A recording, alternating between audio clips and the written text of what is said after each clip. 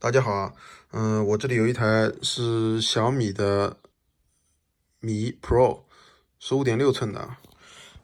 我当时前一段时间新买的，几个月前新买的，买过来的时候就发现这里面就有就是左侧风扇啊，就是倒过来的时候的左侧啊，就这里现在是右侧。这个风扇的话，就是一直会有咯咯咯咯的声音，然后有时候会有电转声啊。我今天仔细研究了一下，把它拆出来，把这个看了一下，大家可以看到，其实是我认为的原因啊，是这个贴纸上面的贴纸啊，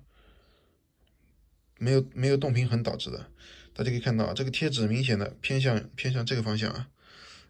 偏向左上啊，现在是左上啊。然后这样子的话，它就转起来，因为这个东西转起来速度非常快嘛，可能几万转甚至到它悬浮的，所以就算很微弱的这个动平衡的改变，应该是就会引起这种声音。所以这个应该是厂家购买的这个风扇啊，这个不合格导致的，这个是一个缺陷。大家可以看到啊，它转起来的时候这一面就会重这么一点点，然后在高速转起来的时候就会有滋咯滋咯的声音。而这一边为什么没有声音啊？大家可以看到这个贴纸贴的是非常正的，在正中间。